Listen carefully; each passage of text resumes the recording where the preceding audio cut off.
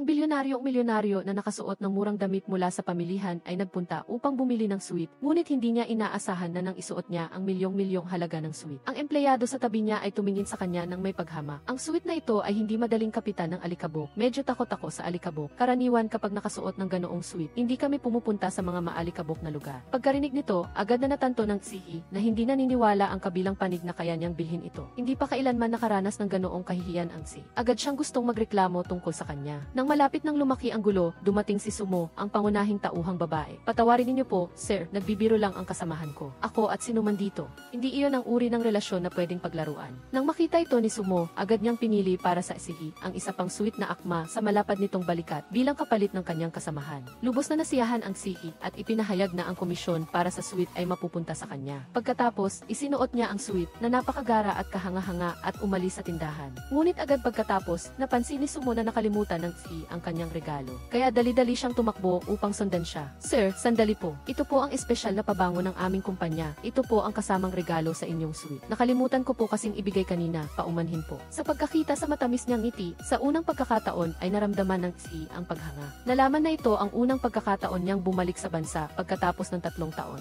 Ang layunin ay kunin ang kumpanyang ipinamana ng kanyang ama. Hindi inaasahang sa pagmamadali niyang bumaba ng eroplano, nakalimutan niya ang lahat ng kanyang gamit. Kaya napilitan siyang bumili muna ng business attire. Ito ang dahilan kung bakit nangyari ang eksena kanina. Ngunit pagbalik niya sa kumpanya, sa isang kisap mata ay naging dominating fee siya. 3 taon na akong hindi nakakabalik at ang ansyeng ay bumagsak na hanggang sa puntong humihingi na ng tulong kung kani-kanino. Bakit ngayon ka lang dumating, Chairman Wang? Na-delay ba ang eroplano? Paumanhin, nagkaroon kami ng kaunting problema sa airport, kaya pinag-antay ko kayo ng matagal. Pagkatapos, gumawa ng matapang na pagbabago ang Zihi matapos maupo sa pwesto. Hindi lamang niya sinibak ang kanyang problemadong kapatid sa ama, na siyang nagdulot ng malaking pinsala, kundi nakuha rin niya ang suporta ng lahat ng shareholders at hawak niya na ngayon ang kapangyarihan sa kanyang mga kamay. Marami na akong isinakripisyo para sa ansyeng at ngayon gusto niyo akong sipain. Hindi iyan patas, ito ang desisyon ng Board of Directors. Tama, ang Board of Directors ang nagpasya na italaga si Wang Juan bilang CEO, ngunit bakit ako isinasantabi? Nakita ito ng Zihi at agad siyang binalaan, kung hindi ako nakabalik sa tamang oras upang pamunuan ang sitwasyon, marahil na ibenta mo na ang buong kumpanya. Magkasama kayong dalawa na lumalaban sa akin sa hinaharap, hindi rin magiging maganda ang kahihinatnan ninyo. Nilinis ng Zihi ang kumpanya mula sa mga basura na masasabing nagdulot ng kaligayahan sa mga tao. Ngunit sa kabilang banda, si Sumo ay hindi ganoon kaswerte. Nang araw na iyon, isang magkasintahan ang dumating sa tindahan ng damit kung saan siya nagtatrabaho. Ang lalaki ay halatang mas matanda ng mahigit 10 taon kaysa sa babae. Winasiwas niya ang kanyang kamay at inutusan si Sumo na bayaran ang lahat ng damit na nagustuhan ng kanyang kasintahan.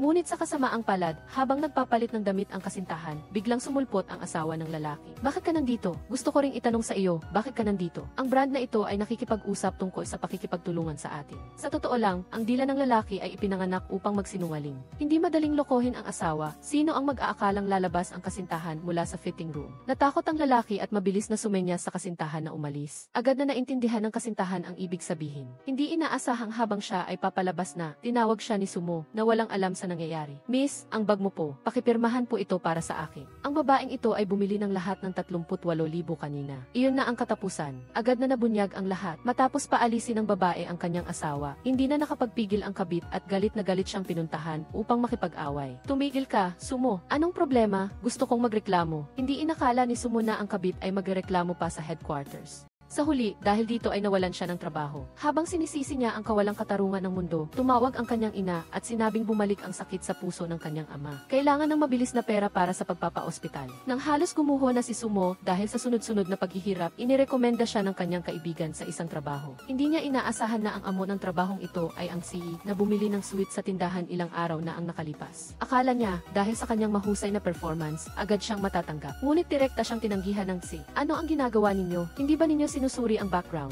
Ang dahilan kung bakit niya ito ginawa ay dahil sa kanyang nakaraang trabaho. Nagreklamo ang isang customer laban sa kanya na nagresulta sa pagkawala ng kanyang trabaho. Kaya inakala ng CEO na may problema sa kanyang pagkatao. Sa huli, tinanggihan niya siya ng walang awa. Kahit na sunod-sunod na nawala ng trabaho si Sumo, na hindi naman nakakatuwa, unti-unti niyang napagtanto na kapag binawi ng nakaraang customer ang reklamo, saka lang kikilalanin ng susunod na kumpanya ang kanyang resume. Nagkataon naman na matapos niyang magkwento sa kanyang matalik na kaibigan, sinabi ng kaibigan niya na kilala niya ang babaeng nagreklamo. Siya ba? Siya nga. Ngayon, maayos na ang lahat. Matapos malaman ni Sumo ang address ng babaeng nagreklamo, agad siyang pumunta upang hanapin ito. Sumo siyang Zong, paumanhin sa abala. Hindi ba ikaw ang sales associate? Ako si Sumo. Nandito ako ngayon para ipaliwanag ang hindi pagkakaunawaan ng araw na iyon. Paano mo ako nahanap dito? Si Ate Kong Rong ang nagsabi sa akin. Ang ugali mo ba ay humihingi ng tawad o nananakot? Nang makita ni Sumo na hindi pa rin sumusuko ang kabilang panig, sinabi niya ang tungkol sa pagkawala niya ng trabaho at ang kanyang interview sa Ansheng Group. Ngunit hindi alam ni Sumo na ang kapatid sa ama ng Sihi ay naroon din at palagi siyang kalaban ng kanyang kuya. Kaya't agad siyang nagpasya na gamitin si Sumo upang harapin ang Si. Pagkatapos, nakaisip siya ng isang plano. Hanggat ininom ni Sumo ang lahat ng alak sa mesa, hindi lang niya tutulungan si Sumo na bawiin ang reklamo,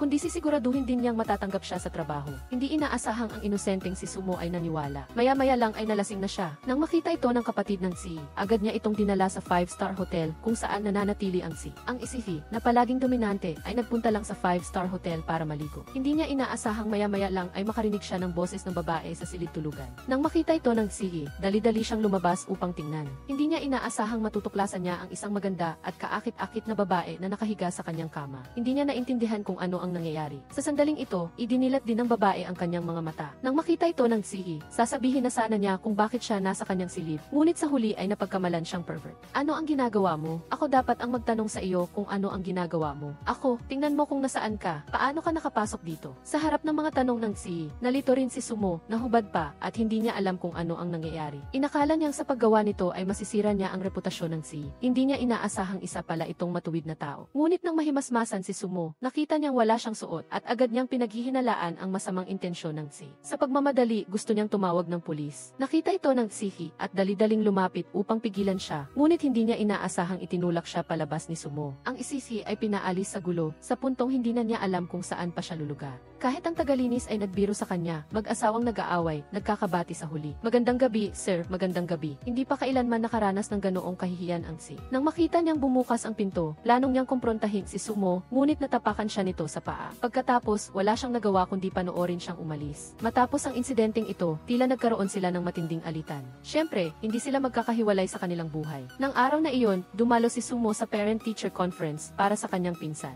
Hindi niya inaasahan na ang magulang ng kaklase ng kanyang pinsan ay hindi pa rin dumarating. Nang malapit nang magsimula ang pagpupulong, may kumatok sa labas. Paumanhin, guro, nahuli po ako. Nakilala ni Sumo na ang taong ito ay ang Sihi, na kani-kanina lang ay kaaway niya. Nang marinig ang tawag ng kanilang guro, nagkamalay ang Sihi at mabilis na hinanap ang kanyang upuan. Hindi niya inaasahang sa paglapit niya ay matutuklasan niyang katabi niya ang kanyang kalaban. Pakiusap, padaanin ako. Nabigla si Sumo, ngunit wala siyang magawa kundi hayaan siyang pumasok. Akala niya, sa muling pagkikita nila ng kanyang dating kasintahan, mag-aapoy ang pag-ibig, ngunit kabaligtaran ang nangyari. Hindi kaya nagpanggap ka lang sa edad mo? Kung hindi, paano ka magkakaroon ng ganoong kalaking anak? Kung kaya mo, bakit hindi ko kaya? Hindi inaasahang pagkatapos ng pagpupulong. Nagpatuloy pa rin ang kanilang pagtatalo. Ganito yan, miss. Ano man ang hindi pagkakaintindihan sa pagitan natin, ang kailangan nating unahin ngayon ay ang alita ng dalawang batang ito. Wala ka bang anumang komento? Siyempre, ang tatay ni Wang Jian. Nakakita ka na ba ng ganoong batang tatay? Baka stepfather. Nang makita ng Sihi na hindi pa rin siya naiintindihan ni Sumo, kinailangan niyang sabihin ang katotohanan. Magpakilala ako ang kuya ni Wang Jian.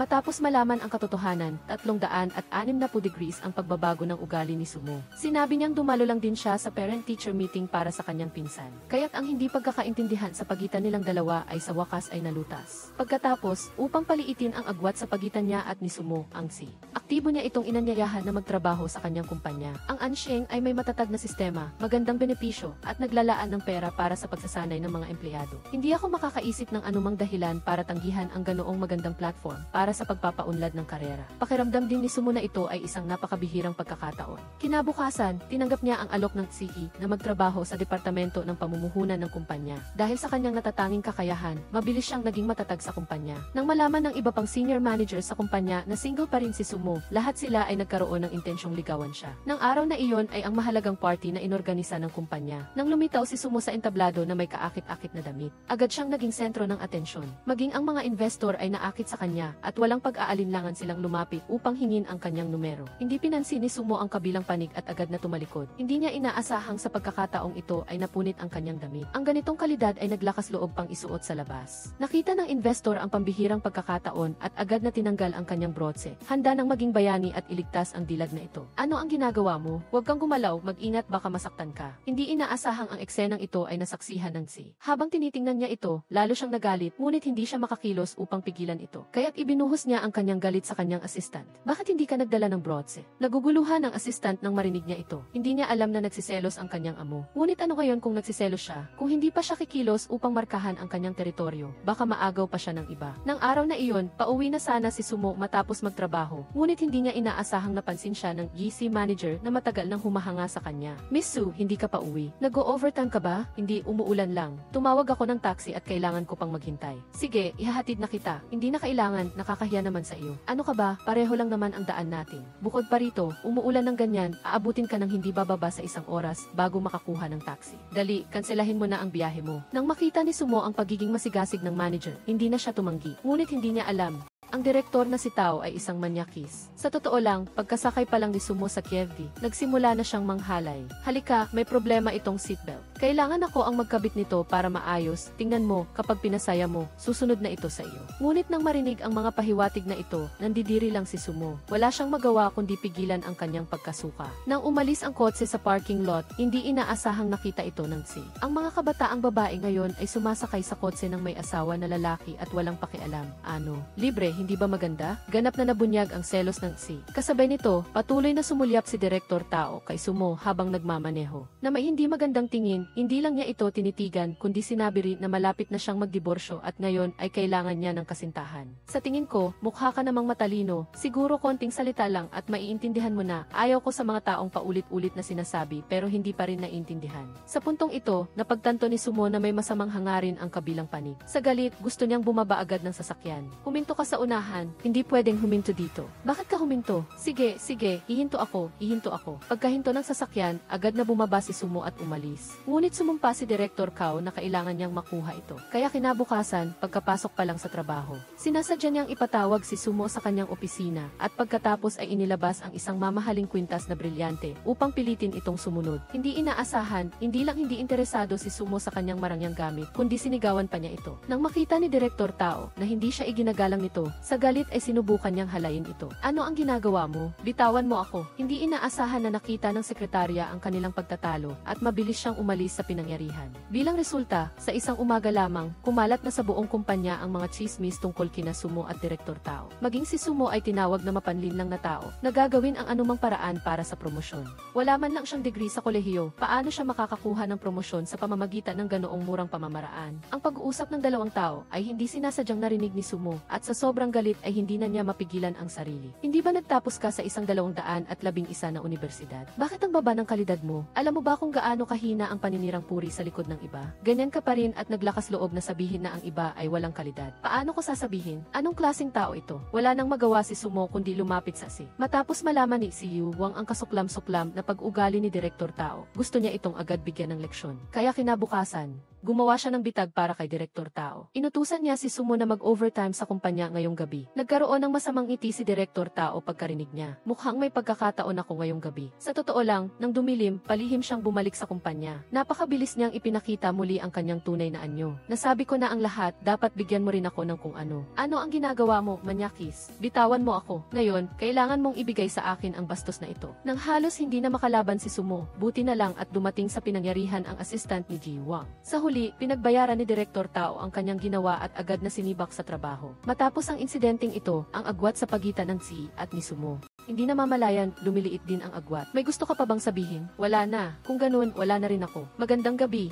Tama, magandang gabi. Ang dominanteng sisi ay napilitang dumalo sa isang Kihongmen banquet. Hindi niya inaasahang habang nakikipagkumpetensya siya sa kanyang kalaban, biglang lumitaw sa kanyang harapan ang diyosa ng kanyang pangarap. Xiang Zong, hinahanap mo ba ako? Nagulat si Ji Wang. Hindi niya inaasahan na ang kanyang unang pag-ibig ay nagtatrabaho sa kumpanya ng kalaban. Ito si Sumo, ang bagong empleyado ng marketing department ng aming kumpanya. Ano ba talaga ang nangyayari dito? Nalaman na kalahating taon na ang nakalipas, matapos mag-away at maghiwalay sina Sumo at ang Si, inanyayahan siya ng kalaban na magtrabaho para sa kanila. Ang layunin ay upang mahuli ang kahinaan ni Ji Wang at maghanap ng pagkakataon upang makaganti sa kanya. Sa puntong ito, nagsimula na ang party. Paano kaya hindi papansinin ni Xiang Zong ang kialas na si Sumo? Napakalaki ng pinagkaiba. Sa loob lamang ng ilang araw, natutunan mo nang magbuhos ng alak para sa iba. Hindi nakapagtataka na napakabilis mong naging matatag sa Jiake. Medyo naramdaman din ni Xiang Zong ang amoy ng selos. Sa sandaling ito, kumbinsido nagpursige siyang sa pamamagitan ni Sumo ay mapababagsak niya si Wang Juan. Kaya kinabukasan, pinataas ni Xiang Zong ang kanyang posisyon bilang Marketing Department Director at inutusan siyang palakasin ang mga operasyon ng negosyo na nauugnay sa Ansheng Group. Sa prosesong ito, hindi maiiwasan ang pakikipag-ugnayan kay Wang Juan. Sigurado ka bang walang problema? Walang problema, sigurado ako. Nakita ni Xiang Zong na handang tulungan siya ni Sumo na harapin si Wang Juan at mumiti siya ng may tagumpay. Kaya sa labanan sa negosyo kay Sumo, pinili ni Ji Yuwang na umatras para lang makamit ni Sumo ang tagumpay. Sa huli, matapos magtagumpay, hiniling ni Xiang Zong kay Sumo na kunin ang core secrets ng Ansheng Group. Sa puntong ito, nalaman ni Sumo na ginagamit lang siya ni Xiang Zong. Galit siyang tumalikod at umalis. Hindi inaasahan, ikinagalit ito ni Xiang Zong. Kinabukasan, hindi lang niya tinanggalan ng lahat ng posisyon si Sumo, kundi pinilit din siyang mamigay ng flyers sa shopping mall. Ito ay sakop ng trabaho ng Departamento ng Marketing. Bakit ang marketing ay may tuturing na ganoon? Sa panahong ito, tuluyan ang bumagsak si Sumo at wala ng paraan para kumita ng pera. Sinubukan na lang ni Sumo na magpamahagi ng flyers, ngunit sa sandaling iyon, ang palihim na nagmamasid na si Wang Juan ay lumapit sa kanya. Anong klaseng trabaho ito? Mag-resign ka na at sumama ka na sa akin pabalik sa Ansheng. Sa puntong ito, ano pa ang pinagpipilitan mo? Labis na naantig si Sumo nang marinig ito at pumayag siyang sumama kay Wang Juan pabalik sa Ansheng Group. Kaya nagkaayos silang dalawa. Hindi lang iyon, nagdisenyo pa si Wang Juan ng isang posisyon bilang senior secretary para kay Sumo sa kumpanya para mas madali habang nagtatrabaho ay masisilayan niya ito paminsan-minsan. Female Director Chai, 50,000 bawat buwan para umupa ng college student bilang tutor para sa kanyang anak. Hindi inaasahan, paglabas pa lang niya ng bahay, hinayaan na ng tutor na maglaro lang ng video games ang kanyang anak. Ate, hindi ko alam kung paano gawin itong tanong. Kung hindi mo alam, hayaan mo muna, titingnan ko mamaya. Kung hindi mo ipapaliwanag sa akin ang mga kaugnay na tanong sa likod, hindi ko rin malalaman kung paano gawin. Kung gayon, gawin mo muna ang English homework mo. Hindi ko alam kung naghahanap ba siya ng tutor para turuan ang anak niya o para lang mag-aksaya ng pera. Ang hindi nakakaalam, iisipin na lola na siya na ang pag-aalaga ay parang sa Diyos. Ang tutor ay tuloy pa rin sa paglalaro ng video games, ngunit hindi niya alam na ang lahat ay kinukunan na ng kamera sa kabilang dako. Hindi nagtagal, may tunog ng pagbukas ng pinto sa labas. Dali-daling umupo sa lamesa ang tutor sa takot. Ang lahat ng pandarayan niya ay natuklasan ng babaeng direktor. Pinapunta niya ang kanyang anak sa ibang lugar para maglaro at pagkatapos ay sinimulan niyang tanungin ang tutor. Nang makita niyang ayaw umamin ang tutor, itinuro niya ang nakatagong kamera na hindi kalayuan. Hindi na nakapagsalita pa ang tutor at nahihiyang yumuko. Dahil walang magawa, sinamantala ng babaeng direktor ang oras pagkatapos ng trabaho para pag-aralan ang homework ng kanyang anak. Nakita ito ng male colleague na matagal nang nagpapapansin sa kanya. Mali ang paglutas mo sa tanong na ito. Narinig mo na ba ang tungkol sa time difference graph at segment? Ito ang kabuuan, ito ang pagkakaiba, direktor. Hindi inaasahan na ang lalaki ay isang master sa matematika. Agad siyang nakaisip ng isang matapang na ideya. Pagkatapos, dinala niya ang kanyang male colleague sa inuupahang kwarto ng kanilang kapitbahay at sinabing gusto niyang doon ito tumira. Kaya kong tulungan kang magbayad ng isang bahagi. Magkano? Kalahati. Bakit mo ako tutulungan na magbayad ng kalahati? Para sa anak ko, naisip ko na ang pagtuturo ng matematika ay maaaring makaapekto sa relasyon ng mag-ina at nakakapagod sa utak. Kaya mo ba akong tulungan? Sa sandaling ito, naramdaman ng male colleague na papalapit na ang kanyang teespring. Walang pag-aalinlangan, kinabukasan ay lumipat na siya roon. Hindi lang siya naging kapitbahay ng kanyang pangarap na babae, kundi naging tutor pa siya ng anak nito. Ang matematika ay hindi masama. Tanging English lang ang medyo mahina. Sa ganoong paraan, unti-unting lumipas ang oras at unti-unting tinanggap ng babaeng direktor ang kanyang male colleague. Ngunit sa puntong ito, nagsimula na ang problema dahil matagal nang ipinagbabawal sa kumpanya ang office romance. Pero ang kinatatakutan ay siyang mangyayari. Maaga pa lang, pumunta si Wang Juan para hanapin si Director Kong Rong para mag-usap tungkol sa negosyo. Ang resulta, nakita niyang magkasama ang dalawa na nakasuot ng pajama. Ang isisi na may trilyong kayamanan, sa unang pagkakataon ay magkakamping kasama ang kanyang kasintahan. Hindi inaasahan, sa kalagitnaan ng daan, natuklasan ng CEO na ang kanyang nakababatang kapatid ay nakikipag-date sa pinsan ng kanyang kasintahan. Hindi ba si Wang Juan yan? Ang babaeng yan ay kamukha ni Zong Sheng. Pagkasabi noon, humarap ang dalawa. Nagkatinginan sila na may hindi makapaniwalang mukha. Ang batang ito ay talagang walang kwenta. Nagalit si Sumo nang makita ito at gustong bumaba kaagad ng kotse para saktan ang lalaki. Ngunit pinigilan siya ni Wang Juan. Dahil walang magawa, napilitan silang umalis na muna. Sa totoo lang, ang lahat ay isang maling akala lamang. Nalaman pala na nakita ng nakababatang kapatid ni Wang Juan na may malaking tagihawat sa liig ng pinsan ni Sumo. Kaya kinuha lang niya ang cream para ipahid dito. Ang resulta, nagkataon na dumaan si Wang Juan at Sumo at nagkaroon ng maling akala. Pagbalik sa bahay ng pinsan ni Sumo, nag-alala si Sumo at agad na nagtanong kay Wang Juan. Kaya pala ganoon siya kasinser. Paano naman ako, ate? Ate, hindi mo ako naiintindihan. Ang pinakamahalaga sa akin ngayon ay ang pag-aaral, kaya ayokong makipag-date ng maaga. Kung ganoon, bakit mo naman? Anong nangyari sa iyo? Nakita ni Sumo na nag-aalangan ang kanyang pinsan na umamin sa nangyari kagabi, kaya hindi na siya nagtanong pa. Hindi niya inaasahan na pagkatapos ng isang buwan, nang umuwi ang kanyang pinsan pagkatapos ng klase, natuklasan ni Sumo na sumusuka ito pagkatapos pagkatapos kumain. Agad siyang naghinala na buntis ang kanyang pinsan at dali-daling nagtungo sa banyo. Ang pang-anim na pandama ng isang babae ay nag-alala sa kanya. Nang makita niyang ayaw maging tapat ng kanyang pinsan sa kanya, hindi na napigilan pa ni Sumo ang sarili. Kaya, kinaumagahan, galit siyang pumunta para hanapin ang nakababatang kapatid ni Wang Juan para makipag-usap. Alam ko na ang buong kwento sa Mokan Mountain. Alam mo na pala, sinabi na ba sa iyo ni Zhongsheng? Ayos lang, ate nga naman ako, kaya ayos lang na malaman mo. Anong ayos lang? Sa pagkarinig ng mga salitang ito, agad na nagalit si Sumo. Sa galit, itinulak niya ang lalaki sa swimming pool. Hindi ako marunong lumangoy. Tulong, deserve mo yan. Pagkatapos ibuhos ang lahat ng galit, umalis na si Sumo. Hindi niya inaasahan na nang malaman ni Wang Juan ang nangyari. Hindi lang siya hindi kumampi kay Sumo, sa halip ay pinagalitan pa siya. Sabi niya, dahil wala siyang konkretong ebidensya, hindi niya dapat na akusahan ang iba. Galit na galit si Sumo. Paano niya matitiis ang ganitong paninisi? Agad siyang nakipag-break kay Wang Juan para pagbayarin siya sa ginawa nito. Kadarating lang ni Sumo sa bahay nang sabihin sa kanya ng kanyang tiyahin ang katotohanan sa pagsusuka ng kanyang pinsan. Tiya, anong nangyari kay Zhongsheng? Hindi ba siya nagsusuka? Dinala ko na siya sa ospital para magpatingin at magpa-examine na rin. Ano ang resulta? Ang sabi ng doktor ay wala namang problema, sipon lang. Naguluhan si Sumo at pagkatapos ay tinanong niya ang kanyang pinsan tungkol sa kanyang mga hinala. Doon lang niya nalaman na simulat sa pool, hindi niya sinuri ng maayos ang sitwasyon. Kaya, kinabukasan, dahil sa hiya, pumunta siya para humingi ng tawad sa si. Ang nangyari kina Wang Juan at Zhongsheng ay mali ang pagkakaintindi ko. Ang walang awang Sisi ay nagmamadali para makipagnegosasyon sa 1 bilyong kontrata. Hindi inaasahan, sa sandaling iyon, nakita niya ang magandang kalihim na tumatawag ng taxi. Excited siyang lalapit sana para kausapin ito, ngunit hindi niya inaasahan na agad-agad, isang mayamang idalawan Gen Rich ang nagpark ng kotse sa harap ng kanyang kalihim. Attorney Zhao, tapos ka na ba sa trabaho? Ihatid na kita sa inyo. Sa'yo. Hindi niya inaasahan na darating ang araw na aagawin ng iba ang kanyang kalihim. Napakagselos niya. Pagkatapos, dali-dali niyang pinaandar ang kanyang mamahaling kotse para sundan ang mga ito. Pagkatapos, naihatid ang kalihim sa kanyang bahay. Ngunit habang papasok siya, nakita niya ang sihi na matagal nang naghihintay. Umuwi ka ng maaga, Wang Juan. Ano ang ibig mong sabihin? Akala ko nakikipag-date ka kay Zuyuan Shan. Malinaw na nakita ng kalihim ang intensyon ng sihi. Ngunit sa kabila nito, hindi pa rin siya pumapayat. Naiintindihan ko ang ibig mong sabihin pero hindi tayo pwede. Bakit mo naman sinasabi yan? Dahil hindi ako isang maliit na babae na naniniwala sa fairy tale. Wala ka ba talagang nararamdaman para sa akin? Ayokong habulin ang isang mataas na anino. Ang ganoong buhay ay masyadong nakakapagod. Pagkatapos niyang tumanggi, umalis na si Sumo sa lugar. Ang Sisi ay labis na nasiraan ng loob habang tinitingnan ang kanyang likuran.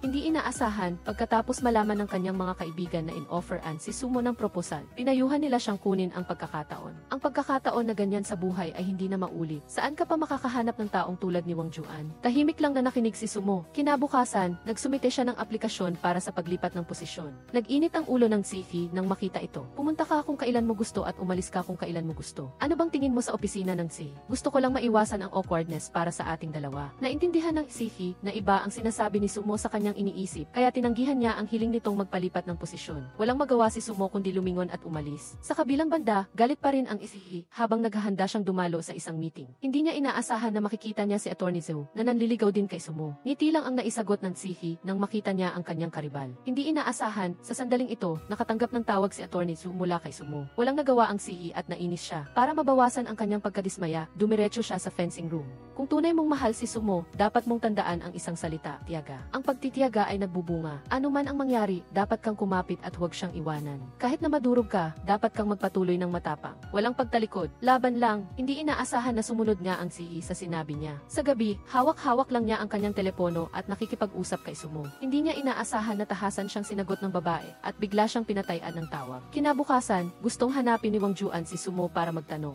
Sa sandaling iyon, narinig niya ang kanyang assistant na nagsabi, sa weekend, lilipat si Sumo sa bagong bahay. Ang mahalaga, lilipat si Sumo at inanyayahan niya kami ni Kong Rong na kumain. Kaya, ang mga lalaking inimbitahan ay ako lang at ang abogado. Narinig ng Sihi ang pangalan ng kanyang karibal, si Attorney Zhou, at hindi na siya nakaupo ng tahimik. Kinaumagahan, tinawag niya si Sumo sa kanyang opisina at diretsahan siyang sinabihan na binibigyan niya ito ng 1 buwan para mag-isip kung magiging kasintahan niya ba ito o hindi. Akala niya ay matutuwa si Sumo at tatanggapin ito. Ngunit sa halip, umalis siya ng walang sinasabi at may galit sa mukha. Ang Sihi ay nakaupo lang doon, naguguluhan. Nang malaman ng assistant na tinanggihan ang Sihi, nagmungkahi siya na kung gusto ni Wang Juan na mapalapit kay Sumo, maaari siyang mag-organisa ng isang buong building event para sa lahat ng empleyado. Agad na sumunod ang Si. Sa team building activity, sadyang inayos ng Sihi ang laro na 3-leg race. Walang duda, naging magkapare sila ni Sumo. Hindi inaasahan na nag-click silang dalawa at nanalo pa. Tunay nga, sa pamamagitan ng aktibidad na ito, sa unang pagkakataon, naramdaman ni Sumo ang init ng sea. Matapos ang team building, papunta na sana si Sumo sa hotel para kunin ang mga dokumento nang makasalubong niya ang kanyang dating kasintahan noong college. Sumo, matagal na tayong hindi nagkita. Nga, matagal na tayo hindi nagkita, Su. Hello, ako ang asawa nitong Ruian, ang pangalan ko ay Lishanshan. May isang bagay na gusto kong ipaliwanag ng personal sa iyo. Sa sandaling ito, ang lalaking ito ay labis na natakot. Agad niyang gusto hilahin ang kanyang asawa para umalis. Nalaman pala na noong college, nahuli siyang nagdadaya sa exam. Ngunit pagkatapos, ginamit niya ang pangalan ng pag-ibig para pilitin si Sumo na akuin ang kasalanan para sa kanya. Ngayon na nagkita silang muli, nag-alala si Tong Ruian na mabubunyag ang pandaraya noong taong iyon. Kaya, nagkunwari siyang biktima at naunang sisihin si Sumo. Sa cellphone ko, nasa akin pa rin ang chat history natin noong taong iyon. Gusto mo bang makita? Sa sandaling ito, nalaman ng asawa ni Tong Ruian ang kanyang tunay na ugali. Sa galit, agad siyang nagpasya na makipaghiwalay. Sa kanyang desperasyon, tiningnan niya ang AE card ni Sumo. Alam niyang empleyado siya sa hotel na ito. Kaya, gusto niyang magreklamo laban sa kanya. Empleyado ka ba rito? Tawagin mo ang manager mo, gusto kong magreklamo. Hindi inaasahan, sa pinakamahalagang sandali, dumating ang sihi sa pinangyarihan. Ako mismo ang haharap sa reklamo mo. Sino ang nagsabi na dating kaklase ka ng asawa ko? Nagulat din si Sumo nang marinig ito. Ngunit sa harap ng kanyang ex, hindi na siya tumanggi. Nang makita ito, nagsimulang manuyo si Tong Ruian. Bagay na bagay kayong dalawa. Hello, Wang Juan. Hindi pinansin ng sihi ang ganitong klaseng tao. Walang awa niyang niyakap si Sumo at umalis sa lugar. Hindi inaasahan na sa pagkakataong ito, sa wakas ay napasaya ng sihi ang kanyang diyosa. Anong nangyayari, Wang Juan? Paano ginawa ang dokumentong ito? Dalhin mo ito at ulitin mo. Naiintindihan ko na, Wang Juan. Ulitin ko kaagad. Akala ko, nagawa na nilang mag-act ng maayos. Hindi inaasahan, nakita pa rin ng assistant ang butas sa kanilang pag-arte. Sa sandaling ito, anong ginagawa ng si? May panahon pa siyang makinig sa mga walang kwentang sinasabi ng assistant. Nang magkaroon ng pag-ibig, agad niyang pinalayas ang assistant. Naramdaman ni Wang Juan na may kaunting pagsisisi siya sa kanyang sekretarya, si Sumo, kaya inanyayahan niya itong mag-date para makabawi. Hindi niya inaasahan na hihilingin ni Sumo sa sihi na sumama sa kanya para mag-practice magmaneho. Ah, ikaw na naman, Sumo. Kadarating ko pa lang ng lisensya ko at muntik na akong maging sanhi ng banggaan. Gusto mo bang maging road assassin? Ayaw mong makipag-date at ngayon pinapagawa mo pa akong driver para turuan kang magmaneho, Wang Juan. Malinaw naman na isa kang road angel. Nang makita ang inosente at puro na mukha ni Sumo, hindi na nagawang magalit pa ng si. Pagkatapos, dinala niya ito sa isang wonton shop kung saan siya kumakain mula pagkabata. Nakita ni Sumo ang itim na wonton at labis siyang natakot. Huwag mong isipin na maliit na itim na wonton lang ito. Hindi ordinaryo ang paraan ng paggawa nito. Dahil sa papuri ng si, hindi na nag-atubili si Sumo. Hindi niya inaasahan, pagkatapos niyang tikman, parang nakita niya ang kanyang first love. Ang sarap, hindi mapigilan ng si ang kanyang ngiti. Pagkatapos, sinamantala niya ang pagkakataon at dinala si Sumo sa panonood ng scene. Gusto niyang maranasan ang pakiramdam ng key first love. Ngunit nagulat siya sa sweetness na pinapakita ng magkapare sa tabi nila. Tingnan mo sila, bakit ganyan sila simula pa lang? Wala silang pakialam sa imahe nila. Talagang walang kahihiyan. Kung gagawin mo yan, dapat sa likod ka umupo. Mukhang may karanasan ka na ah. Pagkatapos ng scene, palabas na sana silang dalawa nang hindi nila inaasahan na makasalubong nila ang isang babaeng kasamahan sa trabaho. Agad na itinulak ni Sumo ang sihi sa gilid. Teka, nagkataon lang. Nandito ka rin pala? Bumili lang ako ng tiket sa scene. Matagal siyang naghintay na umalis ang kanyang kasamahan at mabilis na tumakbo si Sumo para hanapin ang si. Bobo, anong hinahanap mo? Kung mawawala ka sa susunod, manatili ka lang doon at hihintayin kitang hanapin. Ang mga lalaki talaga, mahilig magsalita ng walang kabuluhan. Hindi siya hinusgahan ni Sumo, kundi dinala pa niya ang sihi sa kanyang bahay. Sa ganoong paraan, pagkatapos ng isang gabi, maingat na inihanda ng sihi ang almusal ng pag-ibig para kay Sumo. Sumo, sabi nila, ang mga lalaking marunong magluto ay napakakaakit-akit. Ngayon lang kita nakita. So, inaamin mo na, habang masaya silang naglalandian, hindi inaasahan, may tumunog sa doorbell. Nakita ito ng sihi at lumabas para buksan ang pinto. Hindi inaasahan na ang kumatok ay ang EC director ng kumpanya. Tila, ang balita na ang sihi ay nagpalipas ng gabi sa bahay ng kanyang empleyado ay hindi na maitatago. Ang trilyonaryong isihi, sa unang pagkakataon, ay nagpalipas ng gabi sa bahay ng kanyang kasintahan, ngunit nahuli siya ng kanyang matalas na mata na tiyahin. Sumo, tapos na ba? Kumusta, tiya? Natatakot si Sumo na malaman ng kanyang pamilya ang kanyang relasyon sa si. Kaya sinabi niya na katrabaho lang niya ang si. Dali-dali niyang sinenyasan ang si na umalis muna. Wang Juan, may meeting ka pa. Agad na naintindihan ng si ang ibig niyang sabihin at dumiretso siya sa kanyang bilyong kotse. Tuwang-tuwa si Tita Kong Rong at hindi mapigilan ang ngiti niya. Paulit-ulit niyang tinanong nagtanong sa SE kung anong sasakyan ang minamaneho niya. Kahit na nakauwi na siya, interesado pa rin si Tita Kong Rong sa pagkatao ng si. Ano ang ginagawa niya sa kumpanya mo, Sumo? Kadarating pa lang namin magkakilala, tiya. Huwag na huwag mong sasabihin sa mga magulang ko. Kung gusto mong hindi ako magsabi, sabihin mo sa akin kung ano ang ginagawa niya. Nakita ni Sumo na hindi susuko ang tiyahin niya hanggat hindi niya nakukuha ang gusto niya. Walang magawa si Sumo kundi sabihin sa kanya ang totoo. Ang pangalan niya ay Wang Juan, ang CEO ng aming kumpanya. Nagulat si Tita Kong Rong nang marinig niya ito. Nagdesisyon siyang kumapit sa kanyang pamangkin. Kinaumagahan, inanyayahan niya ito sa kanilang bahay. Matapos nilang kumain, sa wakas ay sinabi na niya ang kanyang tunay na layunin. Sumo, maihihilingin sana ako sa iyo. Alam mo naman na naghahanap ng tindahan si Uncle, di ba? Tingnan mo kung matutulungan mo akong tanungin si Wang Juan kung makakahanap ba siya ng tindahan para kay Uncle sa first floor ng Ansheng Building. Hindi kailangang malaki, pancake lang ang ititinda. Nag-atubili si Sumo dahil ang mga brand na nasa Ansheng Building ay puro international brand. Saan naman magkakaroon ng lugar para sa pancake shop? Talagang walang hiya. Ngunit sinubukan pa rin ni Sumo. Pagkatapos niyang kalkulahin, ang renta sa isang taon ay 180,000.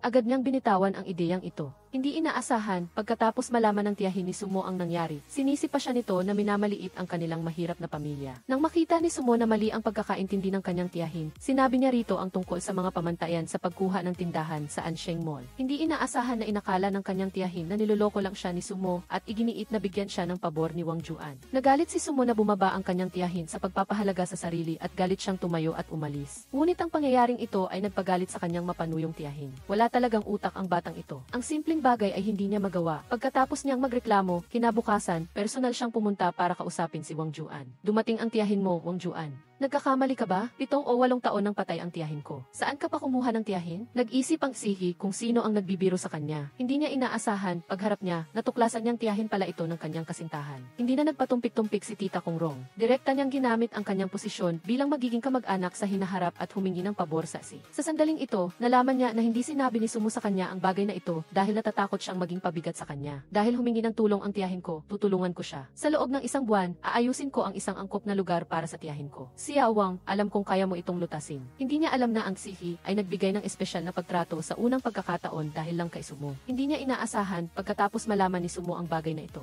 Hindi niya alam kung dapat ba siyang matuwa o malungkot, kaya pinarusahan niya ang sihi na huwag makatulog kasama siya sa loob ng 1 buwan. Pagkatapos ng trabaho, ang walang awang sihi ay nagmamadali na pumunta sa bahay ng kanyang kasintahan para makipag-date. Hindi niya inaasahan, habang naghihintay siya sa elevator, nagkataon na nakita niya ang kanyang magiging biyenan. Ngunit pagdating sa anak ko na nagkaroon ng kasintahan, nag-aalala pa rin ako. Natatakot ako na makahanap siya ng taong walang kwenta at walang silbi. Nang marinig ng isihi na binabanggit nila ang kanyang pangalan, doon lang niya nalaman na malamang ay ang mga magulang sila ng kanyang kasintahan. Ngunit dahil hindi siya handa, hindi niya alam kung ano ang gagawin. Kaya, habang hindi nakatingin ang dalawa, tumakbo siya papunta sa bahay ng kanyang kasintahan. Dali, ayusin mo ang mga gamit mo. Hoy, anong nangyayari sa iyo? Anong problema? Hindi ba mabagal magsalita ang tatay mo? At dali-dali ang nanay, tama ba? Tama, nandito sila sa lobby ngayon. Paano nangyari yan? Bakit walang signal ang elevator namin? Bakit kailangan mong ayusin ang iyong mga gamit? Ito ang unang pagkakataon na nakilala mo ang iyong mga biyenan. Siyempre, kailangan mong magbigay ng magandang impresyon at huwag hayaan silang malaman. Ngunit mas natatakot ka, mas hindi mo ito maiiwasan. Nang matapos lang ayusin ng sihi ang kanyang mga gamit at maghanda ng tumakas, huli na siya ng isang hakbang. Nakasalubong niya ang kanyang mga biyenan sa labas ng pintuan. Magandang araw po, tita, tito. Ako po si Wang Juan. Sige po, tita, tito, magpalit po kayo ng sapatos. Akala ko susumbatan ng mga biyenan ang sihi dahil hindi bumati ng nasa lobby. Ngunit hindi ko akalain na napakainit ng tanong ng biyenan sa kanya. Anong school ka nagtapos? Nagtapos po ako sa Fudan University.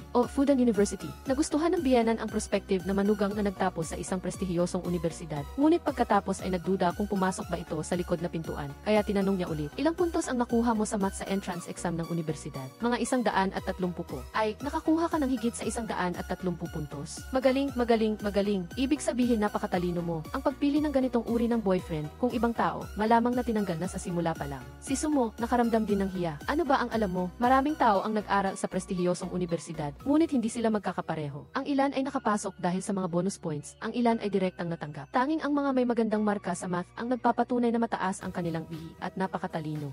Nahimasmasan si Ziyi nang purihin siya ng kanyang biyenan at pagkatapos ng hapunan, nakahinga na rin siya ng maluwag. Pagkatapos ay sinabi niya kay Sumo, bukas, tiyak na magpapakita ako ng maganda sa harap ng iyong mga magulang. Bukas, pupunta ka pa rin? Siyempre, kailangan kong samantalahin ang pagkakataong ito para magpakitang gilas. Hindi ka na talaga ikaw. Karaniwan kang napakalamig, hindi ko akalain na marunong ka rin palang manuyo sa mga biyenan mo. Ito ang magandang tradisyon ng mga lalaking taga Shanghai. Kung hindi kami ganito, paano masasabi na mahal ng mga biyenang babae sa Shanghai ang kanilang mga manugang? Sa kabilang banda, nasiyahan din ang mga biyenan sa prospective na manugang. Ang aming anak na babae ay mayroon ding magandang paningin sa mga tao. Kaya ngayon, nakapasa na sa pagsusulit, nakapasa na. Kinaumagahan, muling pumunta si Tsiyi sa bahay ni Sumo, dala ang malalaki at maliliit na bag. Hindi lang siya bumili ng ilang dosenang set ng damit para sa biyenan at espesyal din siyang bumili ng isang bag na sanin. Nakita ito ng biyenan at hindi mapigilan ang ngiti. Pagkatapos ay sinabihan niya ang kanyang asawa na ilabas ang pulang sobre na inihanda nila. Kailangan mong tanggapin ito, hindi na po kailangan. Sige, tanggapin mo na. Ayon sa tradisyon sa aming probinsya, kapag ang nakakatanda ay nakikipagkita sa nakababata, bibigyan nila ng pulang sobre. Tama, bilisan mo at tanggapin. Hindi na nakatanggi si Issei, kaya kinuha na lang niya. Pagkatapos ay dinala niya ang kanyang mga magiging biyenan sa isang 5-star na restaurant sa tabing dagat na inihanda ng maaga. Ang mga biyenan ay nabighani. Nagulat sila sa bagong karanasan at sa marangyang kapaligiran ng restaurant. Napakagaling talaga ng restaurant na ito. Tingnan mo, kahit ang lalagyan ng tubig ay napakaganda. Ay, hindi iyan para inumin. Pag-uwi sa gabi, habang nalulugod pa rin ang biyenan sa kanyang bag at mga mamahaling damit, nagsimulang mag-alala ang biyenan tungkol sa relasyon ng kanyang anak at ng Zi. Gusto ba talagang magpakasal ni Wang Juan? Naman po, tunay po ang pagmamahalan namin. Kung gayon, mabuti. Nagtitiwala ako sa iyo, anak. Ngunit may isang bagay na hindi dapat mangyari. Huwag mong hayaang makaapekto ang pag-ibig sa trabaho mo. Ang mga babae ay nagkakaroon lamang ng boses sa harap ng mga lalaki kapag sila ay independent sa pananalapi. Tunay ng tama ang sinabi ng mga matatanda. Sa mata ng isang ama, ang kanyang anak na babae ay palaging ang kanyang munting prinsesa. Ilang araw pagkatapos nito, naghanda ang mga biyenan na umalis sa Shanghai. Sinabi ng Tsiyi na personal niyang ihahatid ang dalawa sa airport. Ngunit hindi inaasahan, sa araw ng paghahatid sa mga biyenan pauwi, ang Tsiyi ay nagkaroon ng biglaang pulong. Matapos ang pulong, nagmamadali siyang pumunta sa airport, ngunit naipit sa trapiko na nagdulot ng pagkaantala. Hello, tapos na ako sa boarding pass, na saan ka na? Papunta na ako. Ngayon ako pupunta doon, ngunit hindi ko sigurado kung aabot ako sa oras. Sige, dahan-dahan ka na lang. Ingatan mo ang sarili mo. Nakita na malapit na silang mahuli, direktang inilipat ng Tsiyi ang 2 milyong yuan sa biyenan bilang kabayaran sa hindi niya pagpunta. Ang perang iyan, sabihin mo sa mga magulang na ito ay isang bahagi ng aking puso. Hindi ba't matatakot mo sila sa ginagawa mo? Bakit naman sila matatakot? Hindi ba't kailangan din ng mga magulang mo ng pera ngayon? Sige na, wag ng maraming satsat. Magmaneho ka na. Talagang ang mga lalaking may pera ang pinakagwapo. Hindi ko akalain na pagbalik galing airport, sinabi ni Sumo kay Tsiyi na hindi tinanggap ng mga magulang niya ang 2 milyong yuan niya. Nagulat si Tsiyi at sinabihan si Sumo na itago na lang at gamitin bilang panggastos. Hindi rin naman nagpakipot si Sumo. Sinabi mo yan, ha? Kung may kailangan ako, gagamitin ko. Hindi na ako magpapaalam sa iyo. Siyempre, may problema ba doon? Nagkukumpirma lang ako. Nagbago ang isip mo. Nakita ni Tsiyi na sa maliit na halagang 2 milyong yuan ay nakakuha siya ng ngiti mula sa isang magandang babae. Kaya ngumiti rin siya ng masaya. Ngunit hindi niya inaasahan na kinaumagahan. Natanggap muli ng Tsiyi ang daan-daang pakete ng massage chair. Nagsimula na ba siyang mag-alaga sa kanyang kalusugan? Nalilito ang Tsiyi. Tamang-tama, tumawag si Sumo. Demi Wang, natanggap mo na ba ang mga gamit? Nagustuhan mo ba ang kulay? Ikaw pala iyan. Saan ito ilalagay? Sa sala syempre, para magamit ng lahat. Pakilagay sa sala para sa akin. Mangyaring dalhin ninyo ito sa unang silid sa kaliwa sa ikalawang palapag. Hindi inaasahan, gusto ng kapatid ni Sumo na agawan ang Tsiyi sa massage chair. Ngunit paano niya ibabahagi ang bagay na binili ng kanyang asawa sa iba?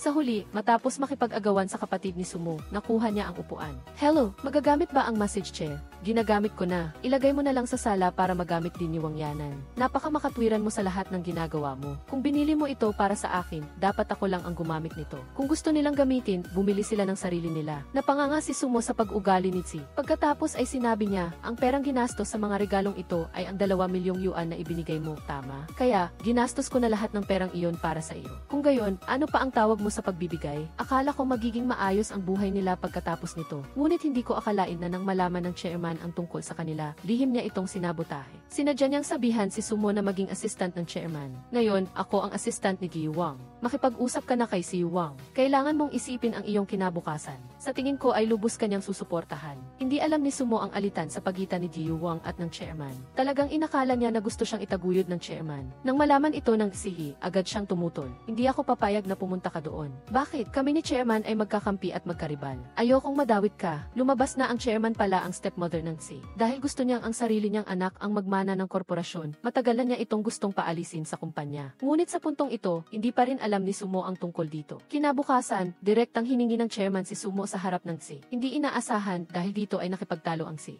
Nagtanim ng galit ang chairman at pagkatapos ay nakaisip siya ng isang nakakabaliw na ideya. Hello, Shuwen, pauwi na ba si Iting? Nang araw na iyon, inanyayahan ng chairman si Ziyu Wang at Sumo sa isang coffee shop para pag-usapan ang trabaho. Hindi inaasahan, pagdating pa lang ng dalawa, isang batang babae ang tumakbo papunta kay si Wang. Kuya Juan, miss na miss kita. Okay.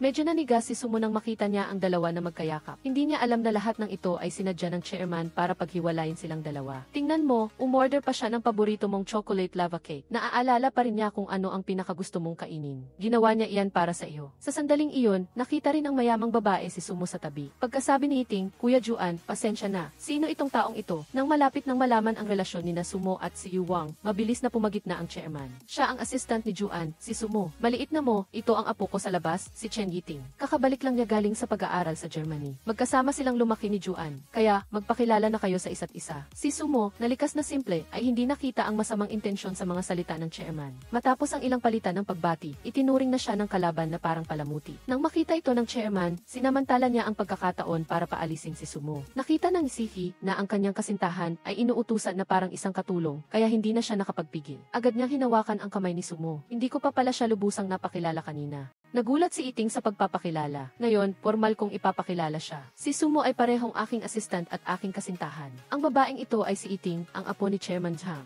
Ituring mo na lang siyang parang kapatid. Pagkatapos sabihin ito, mabilis na inalis ng si Sumo mula sa eksena. Dahil dito, labis na nagsiselos ang dalaga. Kinabukasan, agad siyang nagpadala ng hamon kay Sumo. Sa tingin mo ba talaga ay mahahawakan mo si Wang Juan? Ang pag-ibig ay hindi isang bagay na makokontrol, kundi ang pagpasok sa puso ng isang tao. Kung gayon, magkompetisyon tayo ng patas. Gusto kong malaman kung sino sa ating dalawa ang mananatili hanggang sa huli. Si Wang Juan ay boyfriend ko na. Hindi mo iyan matatawag na patas na kompetisyon. Pangingialam ito. Pagkatapos marinig iyon, nagalit ang mayamang dalaga, ngunit sumumpa rin siya sa sarili na tiyak na kukunin niya ang FCC pabalik sa kanyang tabi. Nang araw na iyon, pagkatapos ng trabaho, namasyal ang CE at si Sumo sa shopping mall. Hindi inaasahan, huminto si Sumo sa harap ng isang tindahan ng pangkasal na damit. Tuwang-tuwa siya nang makita ang pangkasal na damit na gusto niya at sinabi rin niyang gusto niyang magpakasal agad sa si. Hindi inaasahan, nang malaman ng Sihi ang iniisip niya, medyo nataranta siya. Tumawag lang ako, mauna na ako. Medyo nadismaya si Sumo sa ugali ng Sihi at nanatiling nakatayo ng tulala. Sa sandaling iyon, dumating din ang kalaban ng Si. Miss Su, hello, si Shang. Ang lumang kaibigan kong ito, pareho pa rin. Nakikita pa lang ang wedding dress, gusto nang tumakbo. Noong nag-aaral pa kami, sinabi niya na hindi siya magpapakasal sa buong buhay niya. Ngunit huwag mong isipin ng sobra. Baka ikaw ang espesyal. Matapos marinig ang mga salitang ito, hindi na mapakali si Sumo. Pagka-uwi niya, direkta niyang sinabi ang mga salita ni Ji Shang sa si Wang. Narinig ko na noong nag-aaral ka pa, sinabi mong hindi ka magpapakasal sa buong buhay mo. Ngunit ang mga salitang iyon ay sinabi pa noong bata ka pa, kaya siguro hindi na iyon bibilangin, hindi ba? Hindi inaasahan, diretso lang inamin ng Sihi na, tama, iyon nga ang iniisip ko noon. Pagkatapos marinig iyon, naramdaman ni Sumo na parang pinaglalaruan siya. Ano ang ibig mong sabihin? Ayaw mo ba di? Hindi rin siya magpapakasal. Lumalabas na mula pagkabata, naapektuhan na ang Sihi ng malungkot na kasal ng kanyang mga magulang, kaya wala pa rin siyang sapat na lakas ng loob na bumuo ng pamilya. Ngayon, gusto lang niyang panatilihin ang isang relasyon bilang magkasintahan kay Sumo. Ngunit nang malaman niya ang katotohanan, agad siyang tumalikod. Kung ang layunin ng pag-ibig mo ay magpakasal, at hindi iyon ang sa akin, paano tayo makakapagsama sa isang landas? Matapos malaman ng dalaga ang sitwasyon ng pagmamahala ng Sihi at ng kanyang kasintahan, agad niyang sinamantala ang pagkakataon para umatake. Masiglang pumunta si Sumo sa airport para sunduin ang kanyang kasintahan, ngunit nakita niya ang Sihi na magkahawak kamay sa kanyang karibal. Nagselos si Sumo at agad na tumalikod at umalis. Nakita ng Sihi na nagkamali ng intindi ang kanyang kasintahan, kaya dali-dali siyang sumunod sa kotse. Paulit-ulit siyang nagpaliwanag. Nang makita niyang tila nagsiselos talaga ang kanyang kasintahan, kinailangan na lang sumunod ng Si. Inakala niya na pagdating sa bahay ay hindi na ito galit, ngunit hindi niya inaasahan na ibinaba siya nito sa mismong pintuan at pagkatapos ay plano nitong umalis. Direkta niyang itinulak ang kamay ng Sihi at umalis sa eksena. Inakala ng Sihi na talagang galit na si Sumo, kaya dali-dali siyang sumunod sa kanyang kotse. Nang makita ni Sumo na dumating na ang tamang pagkakataon, direkta niyang sinabi sa Sihi, bakit mo itinago sa akin na pupunta siya sa France? Sa airport ko lang nalaman na sumama pala siya.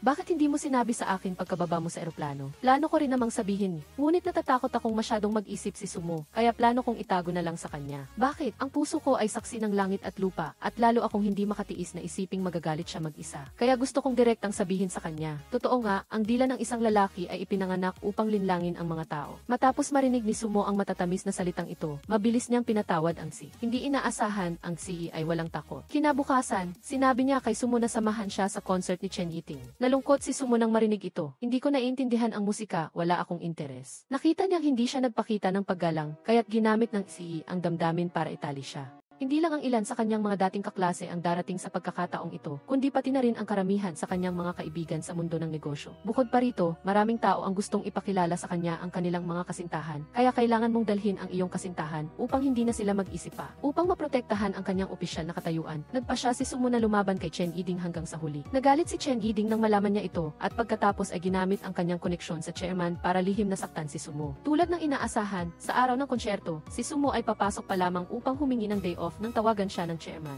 Magsisimula ang pulong sa -5 at marahil ay matatapos sa -7.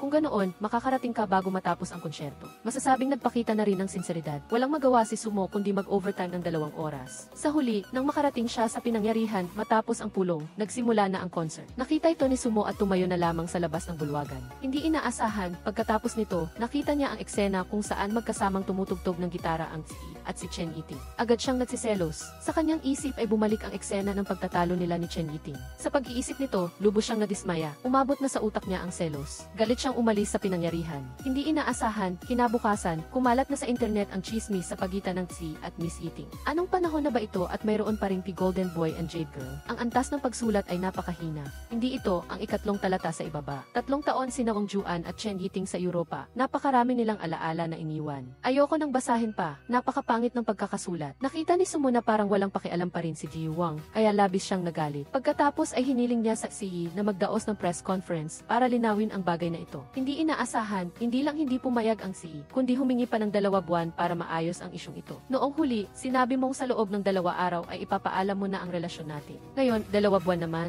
Sa susunod, 2 taon na ba? Kailan ito matatapos? Hindi pa rin nagsisisi ang Si at inakala pa rin na pagbibigyan pa rin siya ni Sumo tulad ng dati. Hindi niya alam. Pagod na rin siya sa katigasan ng ulo ng Si. Pagkatapos, gumawa siya ng mahalagang desisyon. Maghiwalay na tayo. Simula ngayon, ako na ang may pananagutan sa sarili kong buhay. Malungkot at bigo ang ACC pagkatapos ng trabaho. Hawak niya ang kwintas na iniwan ni Sumo at nagreklamo, madali mong maitatapon, pero bakit ako hindi? Pagkatapos, hawak ang pabangong regalo ni Sumo, lumakad siya patungo sa basurahan. Hindi inaasahan, nang handa na siyang itapon, pinigilan siya ng tagalinis. Ay, ang bango naman nito. Bakit mo itatapon? Sayang naman. Kung hindi mo gagamitin, ibigay mo na lang sa akin. Matapos marinig ang sinabi ng tagalinis, nagbago ang isip ng Si. Dala ang pabango, tumalikod siya at umalis. Ano ng problema? Sabi mo ibibigay mo sa akin tapos ngayon hindi na? Ayoko na kasing itapon. Sino nang may pakialam? Akala ko magiging estranghero na sila sa isa't isa pagkatapos nito. Ngunit hindi inaasahan, nalaman ni Ji Wang na inayos ng pamilya ni Sumo na mag-blind date siya. Hindi niya mapigilan ang sarili. Pag uwi niya ng gabi, may kunting pagkapikon pa rin siya. Hindi pa nga ako naghahanap ng iba, pero naglakas loob na siyang mag-blind date. Talagang ang babae, ganoon na nga lang ang pagiging tapat ko, pero hindi pa rin ako nakakuha ng tunay na pagmamahal. May Diyos pa ba sa mundong ito? Dahil dito, hindi nakatulog ang Si buong gabi. Kinaumagahan, balisa siyang patuloy na nagtanong tungkol sa blind date ni Sumo. Elwig Wang, may kailangan po ba kayo sa akin?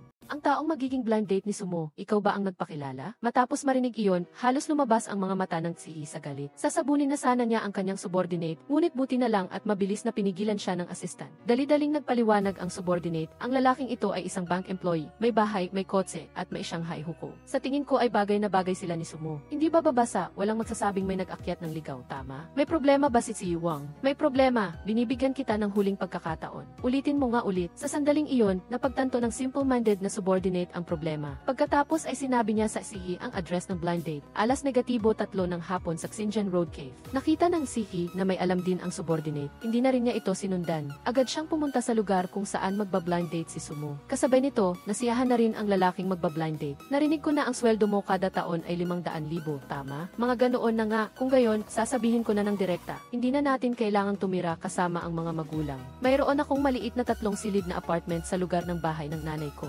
Napakalapit lang at madali nating alagaan ang mga magulang. Medyo naguluhan si Sumo, lalo pang nagtanong ang lalaki, determinado siyang ligawan ito. Nang malapit ng sumuko si Sumo, hindi inaasahan, nakarating na ang Si sa oras. Sino iyan? Boyfriend niya ako. Ex-boyfriend. Nako, ang bilis namang tanggihan. Kung ex-boyfriend na Si, sige, lumayas ka na. Sabi nga, mag-iwan ng daanan pabalik para madaling makipagtulungan sa hinaharap. Nakita ng Si na napakasiga ng lalaking ito, kaya agad niyang ginamit ang kanyang huling alas. Sinabi niyang buntis si Sumo sa kanyang anak. Buntis, kailangan mong tanungin siya. Ang bata sa tiyan mo, ano nang gagawin mo? Ikaw, hindi inaasahan, naniwala ang lalaki at agad siyang nagbago ng ugali. Miss Su, masyado ka namang lumayo. Sino nang magbabayad sa bill ngayon? Hindi ganyan ang iniisip mo. Huwag kang gumawa ng eksena, nababaliw ka ba? binayaran ko na ang sa iyo. Ngayon, asawa ko na siya. Bagamat sinira ng Ziyi ang blind date na ito, nag-aalala pa rin siya na masisira ang kanyang plano.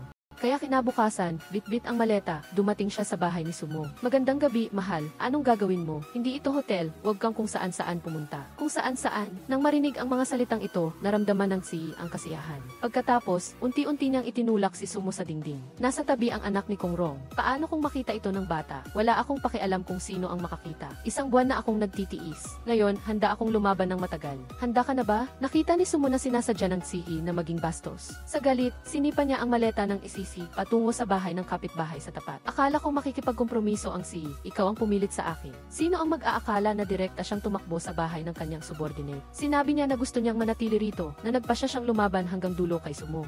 Wang, gaano katagal ka balak manatili sa bahay ko? Gaano katagal? Hindi pa sigurado. Hintayin mo siyang magbago ang isip. Nag-alala ang assistant para sa kanyang sarili. Wala nang paraan para protektahan ang kanyang trabaho. Kailangan niya pa ring pilitin ang kanyang amo na manatili. Hindi niya inakala na ang bagay na ito ay babayaran niya ng pagod. Kinabukasan, inaantok pa rin siya. Hindi ka nakatulog kagabi? Hindi, napakasarap ng tulog ko. Talagang gumawa siya ng gulo. Habang kumakain, hindi pa rin nakalimutan ng Ziyi na utusan ang kanyang subordinate na tawagan si Sumo. Ha, hindi mo hihintayin si Sumo. Kapag nandito ka, hindi siya pupunta. Labis na nadismaya ang Ziyi. Sa gabi, sinadya niyang utusan ang kanyang subordinate na gumawa ng 28 bowls ng chicken noodles para sa kanya. Hindi inaasahan, pagkatapos kumain, kaagad siyang nakaranas ng matinding allergy. Narinig ni Sumo ang balita at inakala na totoo ito. Agad siyang tumakbo upang suriin ang sitwasyon. Anong pinakain mo sa kanya? Kumain lang siya ng chicken noodles. Sigurado kang patay ka na, Wang. Allergic siya sa manok, hindi mo ba alam? Alam ko, pero hindi ko inaasahan na may manok talaga sa chicken noodles na iyon. Nakita ng Ziyi na hindi siya binubunyag ni Sumo, kaya palihim siyang kumaway upang paalisin ang subordinate. Hindi niya inaasahan na nakita ni Sumo ang kanyang iniisip. Pinilit niyang tanggalin ang mga buttons ng shirt ng Ziyi. Walang nakitang bakas. Nakita ni Sumo na nagsisinungaling pa rin ang Ziyi. Galit niya itong itinulak palabas ng kama. Pagkatapos, umalis din siya. Hindi nasisiyahan ang Ziyi.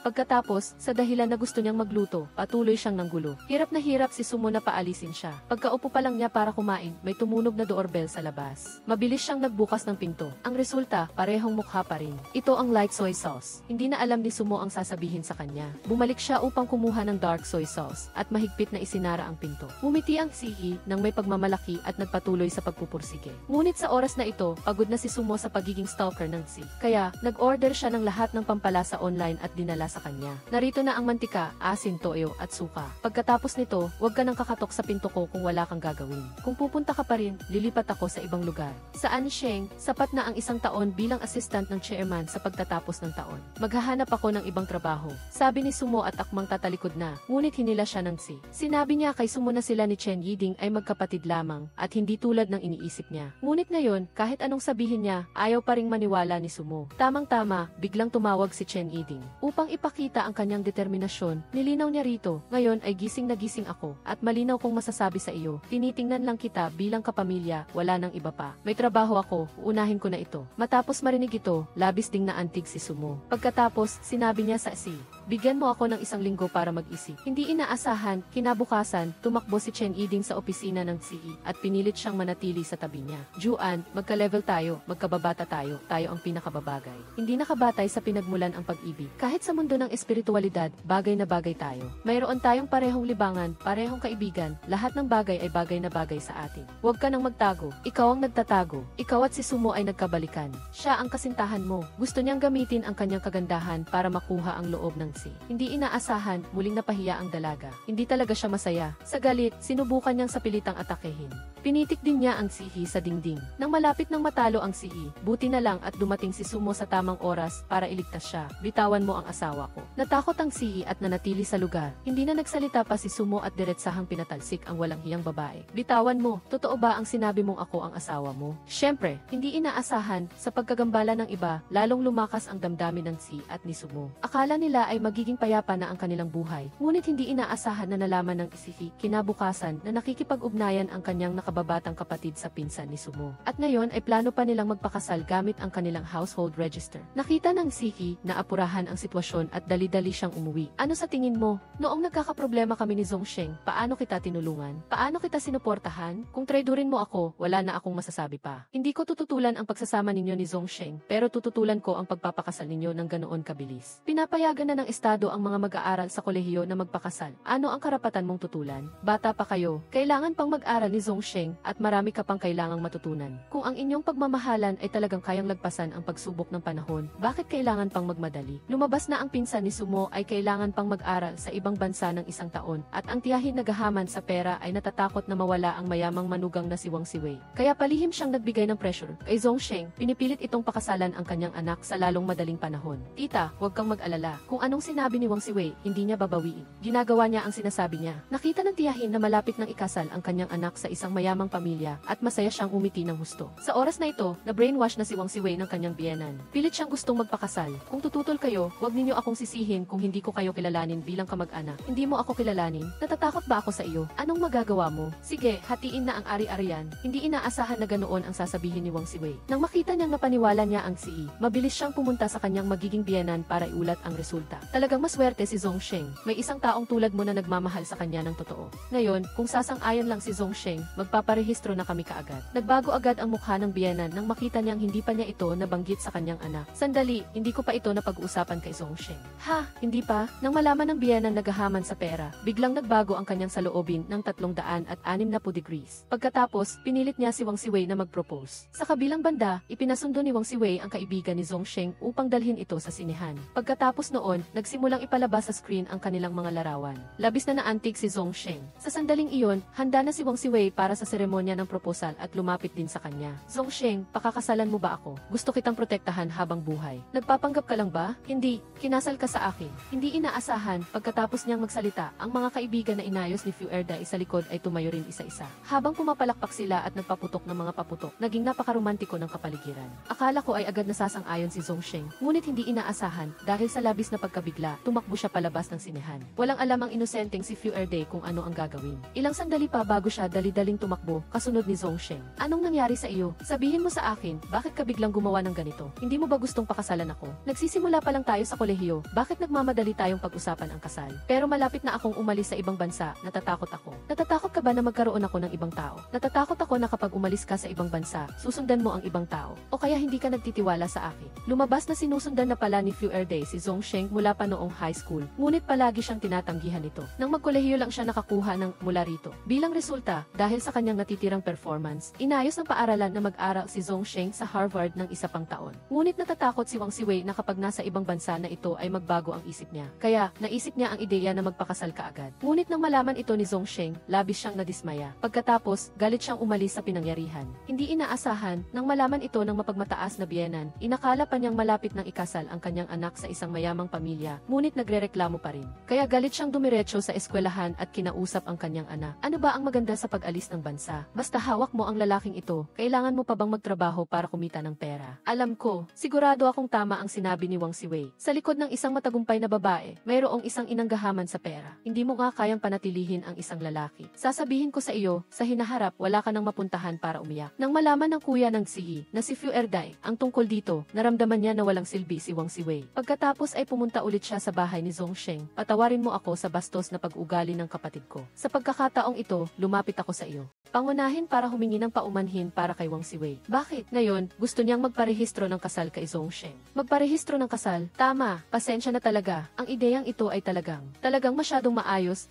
Hindi inaasahan, ang tatay ni Zhongsheng ay hindi rin gaanong gahaman sa pera. Agad siyang nawala ng interes. Sa huli, nag-away pa silang dalawa dahil dito. Pagkatapos, gusto ng Sihi na hilingin kay Sumo na kausapin siya. Siya at si Zhongsheng ay magpinsan. Masayang sumang-ayon si Sumo. Pagkatapos ay agad siyang pumunta sa bahay ng tiyahin niya. Hindi inaasahan, pagkatapos niyang payuhan si Zhongsheng na huwag magpakasal ng maaga, naramdaman na ng kanyang ama ang init. Sige na, huwag ka nang magsalita pa, basta ang anak ng pamilyang ito. Ang pagnanais niyang matupad ang kanyang mga ambisyon, kahit nasabihin ng iba na ginagamit namin si Wang Siwei, tatanggapin ko. Hindi inaasahan, sa sandaling ito, tumakbo din pabalik sina Zhongsheng at Wang Siwei. Nang makita ito ng ama, agad siyang nagdagdag ng panggatong sa apoy. Pumunta sa akin si Wang Juan dati, sinabi niya sa akin na pigilan ko ang dalawang bata na magpakasal. Kaya ang ibig niyang sabihin ay mahal mo si Wang Siwei dahil lang sa pera ng kanilang pamilya. Kung pakakasalan mo si Wang Siwei, ibig sabihin ay ibinebenta ka namin ng iyong mga magulang, tama ba? Nagkakamali kayo kay Wang Juan, hindi iyon ang ibig niyang sabihin. Iyon mismo ang ibig niyang sabihin, gusto niya tayong sirain. Zhongsheng, dapat tayong magpakasal. Hindi natin sila dapat payagan na makamit ang kanilang layunin, tatay, nanay. Nakita ni Zhongsheng na bihirang pagkakataon ito. Umasa din siya na suportahan ang dalawa na magpakasal kaagad. Ngunit, sa dahilan na malapit malapit na siyang mag-aral sa ibang bansa, mariin siyang tumanggi. Hindi ka pa rin ba makapag-aral, pero hindi ka pa rin ba makapagpakasal sa akin bago ka umalis? Kailangan ko talagang magpakasal. Tama, hindi ka ba nagpapakasal para biruin ako? Sige, hindi na kita bibiruin. Huwag na rin tayong mag-date, maghiwalay na tayo. Ang batang, ignorante na estudyante na nabuntis sa anak ng Si, ay hindi inaasahan na habang nangangarap na makasal sa isang mayamang pamilya, ay hindi sinasadyang natuklasan na engaged na ang Si sa isang mayamang dalaga. Natakot din ang Si na malaman ang katotohanan, kaya dali-dali siyang sumenya sa babae na umalis kaagad. Ngunit hindi inaasahan, huli na ang lahat. Sa huli, nahuli siya ng mayamang dalaga. Nagkunwari si Kingking na nalilito. Nang malapit ng sumiklab ang digmaan, nasabi lang ni Kingking na siya ay isang assistant na tumulong sa Si na pumili ng mga damit para sa kanyang magiging asawa. Nga pala, balak ko sanang magpakitang gilas, pero ngayon. Ngunit ang mayamang dalaga, sa isang sulyap pa lang, ay alam na ang kanilang relasyon. Hindi niya ito agad binunyag, ngunit lumapit siya at lihim na binalaan si Kingking, salamat sa pagtulong mo sa aking magiging asawa. Ngunit ako ay napakapili, hindi madaling magustuhan ang anumang bagay. Napakabata at hilaw pa ng iyong kakayahan. Ngunit kung ganoon ka bagay suotin ang mga ito, ireregalo ko sa iyo ang mga damit na ito bilang bayad. Mahal, wala kang tutol, di ba? Sinabi na ng asawa ko, tanggapin mo na. Galit at naiinggit si Kingking. Matapos kutyain ng mayamang dalaga, wala siyang magawa kundi panoorin ang dalawa na umalis. Sa kabilang banda, nang malaman ng mga kaibigan ni Kingking ang tungkol sa nangyari, pinayuhan siya nilang makipaghiwalay sa Si. Ngunit, hindi pumayag si Kingking. Pagkatapos marinig iyon, nawalan din ng masabi ang mga kaibigan. Pagkatapos, sinabi nila kay Kingking, bilang isang babae, dapat kang magsikap sa sarili. Huwag kang umasa sa mga lalaki sa lahat ng bagay. Hindi ninyo siguro iniisip na sinusuportahan ako ni Shang Chon, hindi ba? Ang lahat ng gastos ko sa pamumuhay ay pera na kinita ko sa pagbubukas ng bookstore. Karaniwan, inilalabas lang niya ako para kumain, mamili at bumili ng regalo. Tunay nga, basta makapal ang mukha ng babae, walang kalaban-laban siya. Nang araw na iyon, pumunta si Kingking sa opisina para hanapin ang Si. Hindi niya inaasahan na paglabas niya ng banyo, hindi sinasadyang nakita niya ang magiging asawa ng Si. Natakot siya at dali-daling nagtago. Akala niya ay walang makakaalam. Hindi niya inaasahan na maya-maya, kumatok sa pinto ang kaibigan niyang si Sumo para hanapin si Kingking. Agad na nakita ng mayamang dalaga na ang nagtatago sa loob ay si Kingking. Kaya, nagsimula na naman siyang mang-insulto. Sa totoo lang, nalulungkot ako para sa iyo na kailangang mamuhay ng ganyan kaaba. Ngunit mas mabuti pang magtago ka sa loob kaysa lumabas. Nang makita mo ako, nagpanggap kang kalihim. Sa huli, karapat-dapat ka lang manatili sa isang sulok. Nang marinig ito ni Kingking, nanggigil siya sa galit, hindi inaasahan, hindi pa rin siya nagsisisi. Sa paglipas ng panahon, binilhan hindi lang siya ng SE ng isang villa na nagkakahalaga ng 2 bilyong SE, kundi binuksan din niya para sa kanya ang isang tindahan ng libro. Hindi inaasahan, nang malaman ito ng magiging asawa ng Si, labis siyang nagalit. Agad siyang nagpadala ng tao upang hanapin si Kingking para maningil. Ikaw si Kingking, tama ba? Bakit kayo nandito? Binili na ng amo nating siksiyang ang ating tindahan. Sasabihin ko sa iyo, ipinaparating ko lang ito sa iba. Kung matalino ka, alisin mo na ang salot na iyan sa iyong sinapupunan. Kung hindi, huwag mo kaming sisihin kung hindi ka namin binalaan. Sa huli, matinding pagtatalo ang nangyari sa pagitan ng dalawang panig. Ngunit paano sila makakalaban sa mga palamunin? Dahil sa sobrang lakas ng kalaban, itinulak si Kingking hanggang sa bumagsak. Sa ganitong sitwasyon, mukhang hindi na kayang panatilihin ang bata sa kanyang sinapupunan. Ang prenuptial agreement natin ay napakalinaw. Kung magkakaroon ka ng problema, kami ni Eileen ay hindi mananagot sa anumang pinsala sa collateral. Sa kabaligtaran, kapag naghiwalay tayo, kailangan mo ring magbayad ng kaukulang kabayaran. Hindi inaasahan, nang marinig ng Si ang salitang diborsyo, agad siyang nagalit. Bilang resulta, itinulak siya ng bodyguard ng dalaga sa dingding. Lailin, bakit mo ginawa sa akin iyon? Ngunit matapos siyang kumalma, naunawaan lang ng Si ang kalubhaan ng problema. Pagkatapos ay nagmamadali siyang pumunta upang hilingin sa kabilang panig na huwag makipagdiborsyo. Hindi ko anak ang bata. Hindi ba sinabi sa iyo ng pinadala ko? Sa bookstore na iyon, mayroong isang taong nagngangalang Zhu Anshan. Siya ang kasalukuyang nobyo niya. Nobyo, tama. Galit ako sa iyo, pangunahin dahil hindi ka nagtitiwala sa akin. Kailan ko ba hindi nagawa ng maayos ang ipinagkatiwala mo? Totoo, basta hindi ka nahihiya, ang nahihiya ay ang iba. Ngunit hindi nakinig ang dalaga ng pamilyang Lailin sa mga salitang ito. Pagkatapos ay binigyan niya ito ng ultimatum. Sinabihan siyang ipalaglag ang bata o magpad na test. Kung hindi na matutuloy ang kasal. Pagkasabi ng mayamang dalaga, dominante siyang umalis sa pinangyarihan. Labis na walang magawa ang Si. Kinabukasan, lumapit siya kay Kingking at gumawa ng nakakagulat na desisyon. Ipalaglag mo ang bata. Kailangan ko ngayon ang kapital ng Lailin Corporation. Hindi ko siya kayang talikuran. Narinig ko na ang tibok ng puso ng bata. Ngunit kung mabubuhay ito, hindi ako bibigyan ng Lailin Corporation ng pera. Kung hindi ito mamatay, mawawala ako. Gusto mong gamitin ang anak natin para kapalit ng pera. Mas mahalaga ba siya kaysa sa akin? Hindi ako sumasang-ayon. Nang makita niyang malapit nang maputol ang kanyang landas sa pera at katanyagan, labis na nagalit ang Si. Direkta niyang itinulak si Kingking sa upuan. Nang Nang makita ng Sihi na matigas pa rin si Kingking at lumalaban, sa galit, itinapon niya ito sa isang tabi. Tapos na. Sa pagkakataong ito, maaaring hindi na talaga matuloy ang bata. Sa katunayan, pagdating pa lang ni Kingking sa ospital, ipinaalam ng doktor na nakunan siya. Sa sandaling iyon, halo-halo ang damdamin ng Si. Pagkatapos ay lumakad siya sa isang sulok. Ang mayamang si Fu Erday ay pinilit na mag-blind date. Hindi niya inaasahan na inayos pala ng kanyang ina ang dalawang magagandang babae para sa kanya, na parehong angkop sa kanya. Nang marinig niya ang introducer na nagsasabing siya ang EC director. Tama, kung EC director ka, hindi naman siguro mahirap mag-ayos ng trabaho, di ba? Nagulat si Fu Erday nang marinig iyon. Nagbi-blind date ba tayo o nag-interview? Ang ibig kong sabihin, ang kapatid ko. O, si Lord Voldemort pala. Humisi si Fu Erday pagkatapos. Gumawa siya ng hatol tungkol sa babaeng ito dahil lamang sa pansariling interes at agad siyang inalis. Pagkatapos noon, dumating sa eksena ang ikalawang babae. Akala ko ang isang babaeng may matamis na hitsura tulad niya ay magiging isang mabait na babae mula sa alamat. Ngunit hindi inaasahan, ang resulta ay, gusto mo bang uminom ng kahit ano? Maaaring pasiglahin ng kape ang central nervous system ng utak at makaapekto sa kalidad ng pagtulog. Kung gayon, magtetea tayo ha? Ang mga basurang tulad ng milk tea, hindi ko kailanman binibili pa uwi. Umiti lang si Fu Erday ng pilit. Napakatakot ng ganitong uri ng babae. Hindi niya inaasahan na hindi siya nagalit. Lumabas na matagal na siyang may gusto sa isang tao, at ang taong ito ay isang ina na mas matanda sa kanya ng 0 taon. Hindi niya inaasahan na ginamit niya ang agwat ng edad bilang dahilan para tanggihan siya. Guguluhin mo ang isang babaeng diborsyada at may anak. Kaya mo bang panagutan iyon? Kaya ko. Alam mo ba kung ano ang kasal? Alam ko. Ang kasal ay ang pagharap sa sitwasyon kung saan sabay na nahulog sa ilog ang nanay at asawa mo. Iyon ay ang muling pag-organisa ng dalawang orihinal na pamilya. Pagkatapos ay makakawala ka sa pagiging anak ng nanay mo. Hindi nakapagsalita si Fu Erday dahil siya ay talagang isa kasaka. Kaya naman nagkaroon ng eksena ng blind date na ito. Ngunit ayaw din niyang mamuhay ayon sa gusto ng kanyang ina magpakailanman. Sigurado siya na magagamit niya ang kanyang sinseridad para paikutin ang puso ng single mom na ito. Pagkatapos, bumili siya ng bahay sa tabi ng kay Kong Rong at voluntaryong naging tutor ng kanyang anak. Hindi lang iyon, nakikipag-agawan pa siya para sunduin ang bata. Hindi niya inaasahan na ang kanyang gwapong mukha ay napagkamalan ng ibang magulang. Hello, ikaw ba ang tatay ni Coca? Narinig ko kay Xiaowen na si Coca ay tinuturuan mo sa bahay. Hindi naman profesional, ginagabayan lang. Sa sandaling ito, nakaramdam si Sumo ng kakaibang pagmamalaki dahil sa wakas ay kinilala siya ng anak ng babaeng mahal niya. Dahil sa kanyang pagpupursige, naantig din si Kong Rong. Ang tanong niya dati sa kanya, kung ang nanay mo at ako ay sabay na nahulog sa tubig, sino ang ililigtas mo muna? Kaya sino ang ililigtas mo? Marunong lumangoy ang nanay ko. Sa hinaharap, sana ay marami kang matulungan. Sa sandaling ito, nakita ni Kong Rong ang tunay na damdamin ni Sumo. Naluha siya at kaagad niyang niyakap si Sumo. Si Sumo ay isang golden lawyer na kumikita ng milyon-milyon sa isang taon. Ngunit umorder lang siya ng isang tasa ng kape na nagkakahalaga ng $5 at umupo sa tindahan ng 8 oras. Mabilis itong napansin ng may-ari ng tindahan.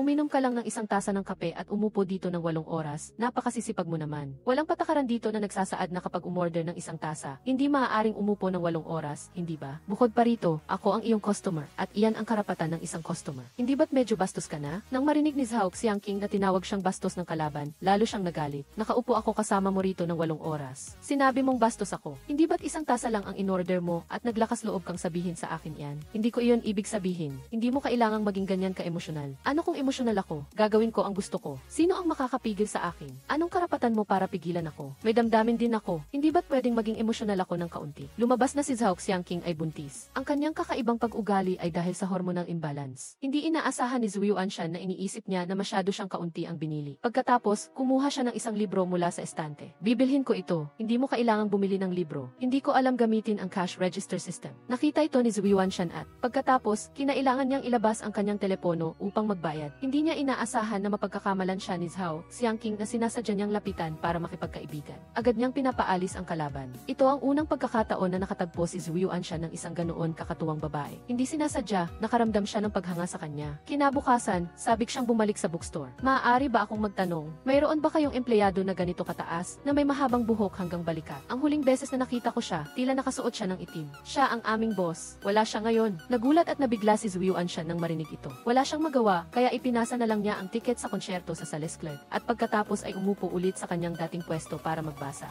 Hindi inaasahan, pagkaraan ng ng ilang sandali, lumapit si Zhao Xiangqing sa likuran niya at bumati. Ano ito? Sinabi ni Zhu Yuanshan sa kanya, ang 2 tiket na ito sa Mozart ay para humingi ng tawad sa nangyari kahapon. Hindi kita sinisisi sa nangyari. Ako ang may masamang ugali dahil sa hormones. Buntis ako kaya madalas magbago ang mood ko. Madalas akong maging emosyonal at minsan gusto ko lang umiyak ng walang dahilan. Hindi mo kasalanan. Nang marinig ni Zhu Yuanshan na buntis si Zhao Xiangqing, nagbago agad ang kanyang ekspresyon. Ngunit upang itago ang pagkalito sa kanyang puso, mabilis siyang nagpalit ng paksa. Saktong-sakto, sinasabi ng mga tao na ang musika ni Mozart ay ang pinakamahusay na paraan ng prenatal education. Maaari kang sumama sa asawa mo. Wala akong asawa. Mas lalong nagulat si Zhu Yuanshan nang marinig iyon. Ngunit sabay nito ay nagkaroon din siya ng intensyon na suyuin siya. Mabilis na dumating ang araw ng konsyerto. Maganda ang suot ni Zhao Xiangqing nang dumating siya sa meeting place. Hindi niya inaasahan na makikita niya si Zhu Yuanshan. Ikaw pala, Abogado Zhu, nandito ka rin? Nagkataon lang na may meeting ako sa isang kliyente malapit dito. Katatapos lang ng meeting. Ngunit kung uwi ako ngayon, siguradong matatraffic ako. Hindi ko na rin maibabalik ang tiket na ito at hindi ko na rin maibibigay. Hindi mo ba alintana na sumama ako sa iyo sa konsyerto? Malambing din ang bibig ng lalaking ito. Matapos ang konsyerto, gusto ni Zhu Yuanshan na samantalahin ang pagkakataon na umamin kay Zhao Xiangqing kahit na medyo kakaiba ang sitwasyon niya ngayon. Gayunpaman, bata pa rin siya. Huwag mong isipin na wala nang magandang mangyayari sa buhay mo. Hindi pa nagsisimula ang magandang buhay na para sa iyo. Kahit wala akong asawa, hindi naman ako single. Ang ibig kong sabihin ay, hindi ko naman sinasadya na hindi ko dapat na ipaliwanag ng mali ang aking sarili. Napatulala si Zhu Yuanshan nang marinig iyon. Nang makita ito ni Zhao Xiangqing, nagpasya siyang huwag nang maglihim. Sinabi niya kay Zhu Yuanshan na ang taong gusto niya ay may kasintahan na, ngunit hindi siya ang pangatlong tao. Napilitan ng kasintahan niya na pakasalan ang isang mayaman na babae upang iligtas ang kumpanya. Sa totoo lang, siya ang nagbukas ng bookstore na iyon para sa akin. Kung wala siya, nagpapasalamat si Zhu Yuanshan sa kanyang kapalaran. Kung wala siya, hindi niya alam kung paano niya bubuhayin ang kanyang sarili. Labis na naawa si Zhu Yuanshan sa kalagayan niya, kaya inalok niya si Zhao Xiangqing na magtrabaho sa kanyang law office. Masayang pumayag si Zhao Xiangqing. Kinabukasan, kinausap niya si Zhu Yuanshan upang tulungan siyang suriin ang kanyang isi. Hindi inaasahan, pagdating ng dalawa sa bookstore, nakita nilang may gumagawa ng kaguluhan. Ikaw ba si Muweiking? Ako nga. Anong kailangan nyo? Boss, sinisira nila ang tindahan natin. Ang ginagawa ninyo ay labag sa batas. Lalagay sa batas? Tanungin mo muna ang babaeng ito kung anong ginawa niya bago mo banggitin ang batas sa akin. Anong ginawa ko? Sabihin nyo, anong ginawa ko? Hindi mo ba alam kung anong ginawa mo? Sasabihin ko sa iyo, pinaparating ko lang ang mensahe mula sa iba. Bilisan mo at ipalaglag mo ang batang nasa sinapupunan mo. Lumabas na sila pala ang pinadala ng kasintahan ni Shang Chon.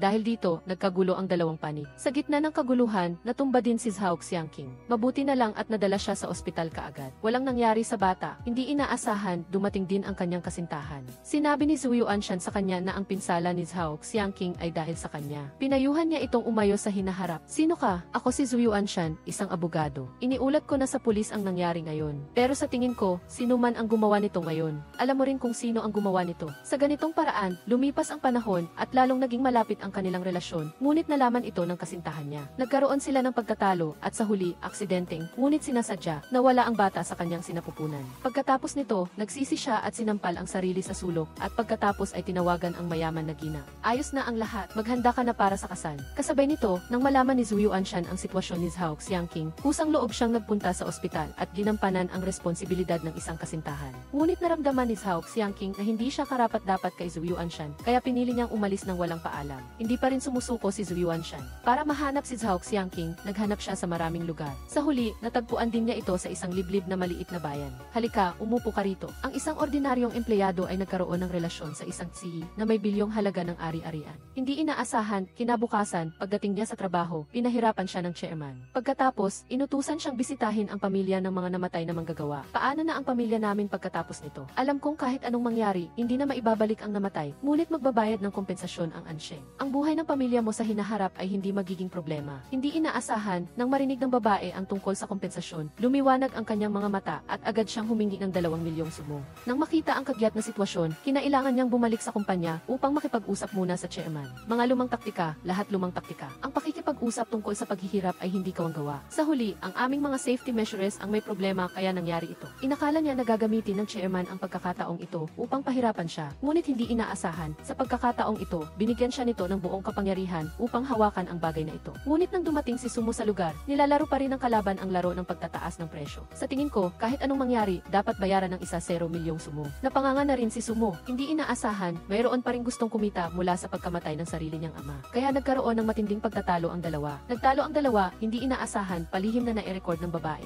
Na-record pala ang usapan ng dalawa, o kaya naman, lahat pala ay kagagawa ng kalaban ni Wang Juan. Ang layunin niya ay gamitin si Sumo para pilitin si Wang Juan na bilhin kaagad ang Ansheng Shopping Mall. Matapos nga matanggap ang recording, dinala ni Xiang Chon ang recording na inedit na sa grupo ni Wang Juan. Nakita ni Sumo na malisyosong inedit ang kanyang mga sinabi, at sa sandaling iyon ay hindi siya makapagpaliwanag. Hindi inaasahan, sinamantala pa ni Xiang Chon ang pagkakataong umatake. Pagkatapos, ipinakita niya ang video ni Sumo at Wang Juan sa isang nakakahiyang kalagayan sa hotel. Huwag mo nang ipalabas, ano ba talaga ito? Kung naipost ang video na ito online, anong sa tingin nyo ang sasabihin ng mga tao? Isang babae na walang college degree, ibinenta ang sarili para sa promotion at naging assistant ng chairman ng board. Sa huli, ito ay dahil sa kanyang sarili. Ito ang high-level management style ng Ansheng. Alam ni Xiang Chon na hawak niya si Sumo sa kanyang palad at lihim siyang umiti. Pagkatapos ay sinabi niya kay Sumo na mayroon siyang 3 araw para papuntahin si Wang Juan upang makipagkita sa kanya, kung hindi, ang recording at video ay ilalabas sa internet. Nang malaman ito ni Wang Juan, galit siyang nagpunta para kausapin si Xiang Chon. Hindi na nagpaligoy-ligoy si Wang Juan at diretsong tinanong kung ano ang gusto nito para tumigil na siya. Hindi inaasahan, hiningi ni Xiang Chon na inumin niya ang buong bote ng mautay at pagkatapos ay mag-jump ng 100 beses. Hindi inaasahan, talagang naniwala si Wang Juan sa kanyang mga salita. Ang resulta, sinabi ni Xiang Chon na hindi siya tumupad sa kanyang salita at pinilit pa si Wang Juan na yumuko ng 3 beses. Sa oras na ito, nalaman ni Wang Juan na sinasadya siyang nilalaro ng kalaban. Galit siyang umalis sa pinangyarihan. Hindi inaasahan, ikinagalit din ito ng sobra si Xiang Chon. Pagkatapos, nag-ayos ulit siya ng mga tao upang gumawa ng gulo sa shopping center. Tatay, sobrang kawawa si tatay. Ibalik ninyo si tatay sa akin, Ansheng. Matapos ang insidenteng ito, lumaganap ang masamang balita tungkol sa Ansheng sa internet. Alam ni Sumo na lahat ng ito ay dahil sa kanya, kaya nagpa siya siyang mag-organisa.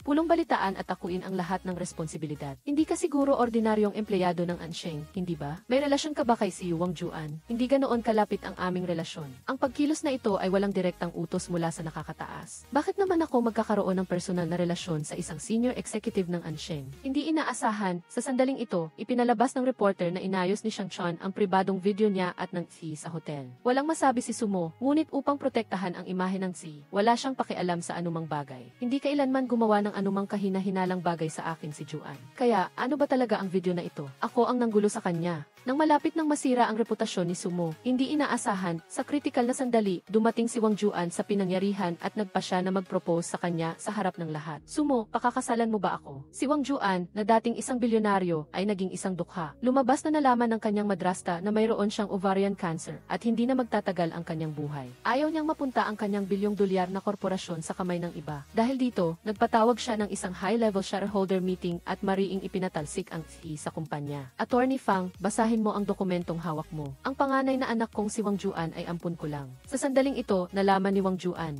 Nalaman niyang hindi siya tunay na anak, pakiramdam niya ay guguho ang kanyang mundo. Pagkatapos, nagsimula siyang alalahanin ang mga alaala ng pagkamuhi ng kanyang mga magulang sa kanya noong bata pa siya. Nang malaman ng lahat ang pagkatao ni Wang Juan, mariin nilang inalis ang lahat ng kanyang posisyon. Kaya, sa ilalim ng utos ng chairman, tinanggal ang Si sa kumpanya. Labis na nalungkot si Sumo nang malaman ito, ngunit hinanap niya ito sa lahat ng dako at hindi niya ito matagpuan. Habang nag-aalala siya, hindi niya alam kung ano ang gagawin. Nang magpadala ang Si ng mensahe sa kanya, gusto kong mapag-isa muna. Huwag kang mag-alala. Akala niya, matapos mawala ang banta, titigil na ang chairman, ngunit hindi inaasahan, ayaw niya palang mag-iwan ng daan para makabalik. Kinabukasan, inutusan si Sumo na magbigay ng pakikiramay sa mga pamilya. Ngunit hindi inaasahan, ginipit siya ng babaeng sakim sa pera, na nagdulot ng malaking pinsala sa reputasyon ng Ansheng Group. Nang makita ito ng chairman, gusto niyang si Sumo ang umako ng responsibilidad para sa kumpanya. Wala siyang magawa kundi magdaos ng press conference at humingi ng tawad sa pamilya. Bakit naman ako hiniksiauso ang lahat ng responsibilidad? Kapag ginawa niya iyon, wala na siyang pagkakataon na makabangon pa. Akala niya ay tapos na ang bagyo, ngunit hindi inaasahan, ang reporter na inilagay roon ay gustong ilathala ang larawan niya at ng Si sa hotel noon. Ang lalaki sa video ay siguro si Amy Wang Juan, ang malaking shareholder ng Ansheng Group, hindi ba? Dahil ba si Wang Juan ay naging mapanlin lang sa iyo?